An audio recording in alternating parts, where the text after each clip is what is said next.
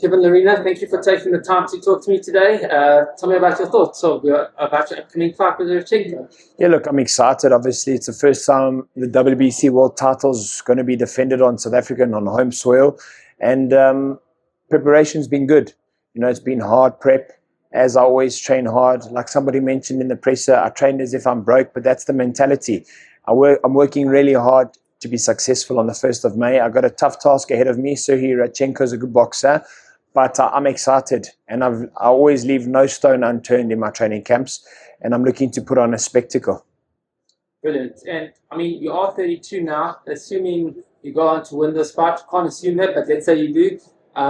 What do you still have left? For so many years, to be fair. Yeah. The heavyweights, I'm mature late. If you look at Tyson Fury's late 30s, Joshua's 37, Arthur Beterbiev is 42. So the heavyweight division, you see the guys peaking after 35, really. But I don't know what's next. I just need to be victorious. And whatever opportunity gets thrown at me, I need to win and be victorious. So it's very hard. It's a good question always, what's next and what lay ahead. But I need to focus on the 1st of May. I don't overlook anybody. But God willing, I get the victory and I'm victorious, then we need to sit and really strategize, because that's a part of the sport that no one really sees, is the strategic inputs from the team, from myself, in order to best navigate the next best possible fight.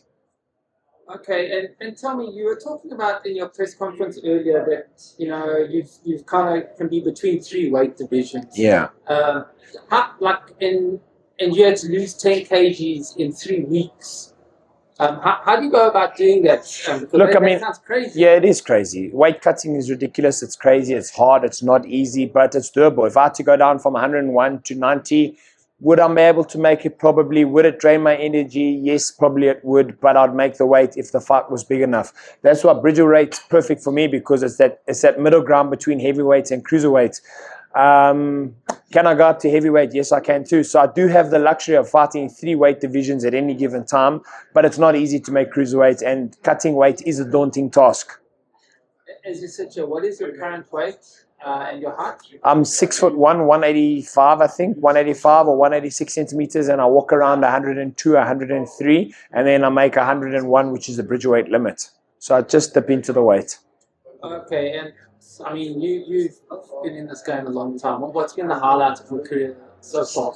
Everything's a highlight. Just the journey alone is a highlight. Where I've been able to go, the people I've met all around the world, fought in Tottenham Hotspur Stadium, the Kingdom of Saudi Arabia, training camps with Tyson Fury, been in Floyd Mayweather's training camp in 2015, having relationships with the likes of Floyd Mayweather and Tyson Fury. At the end of the day, my whole career has been a highlight for me. So I can't just pin one moment. Becoming a world champion in cruiserweight, becoming a world champion at Bridgerweight, challenging for the heavyweight world title. It's been crazy. It's been meteoric, to be honest.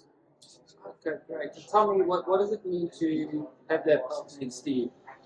Yes, it's humbling, because when I started the sport, very few gave me a chance. So it's very humbling. But I took what I was taught and what I'd been given on natural ability and athleticism, and this is where we are today. So it means a lot.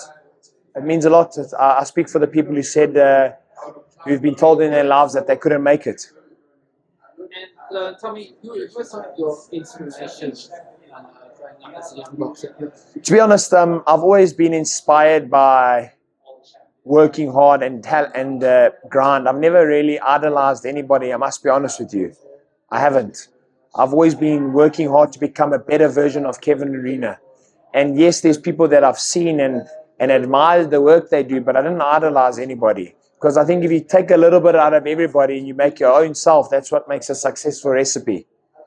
But I haven't really idolized anybody. I back myself. Okay, and tell me about the relationship you have with your trainer.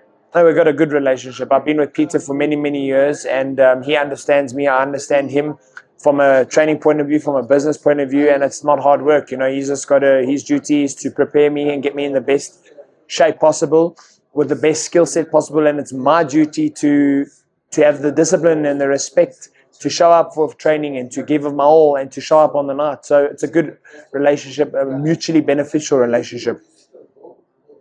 Just tell me, what are your thoughts on boxing in South Africa at the moment, and maybe some of the guys coming up?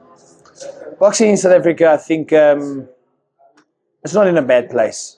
I know a lot of people think it's in a bad place, but I think it's pretty great actually, because you got young people trying to make the sport better. You got people who want to grow the sport. And yes, we're living in different eras and different times, and we're not living in the 80s, the 90s, where boxing was how it was back then. We're now in a digital era where there's influencers and YouTubers. So boxing as a whole, from a purist point of view, we're thriving and we're doing our best. And I think we're trying our best. And for me, that's a step in the right direction. So you can't put negative light on something that's trying its best to evolve. Brilliant. Thank you very much, and best of luck for your fight. Thank you. May 1. Cheers, brother. Thank you so much. And your pleasure.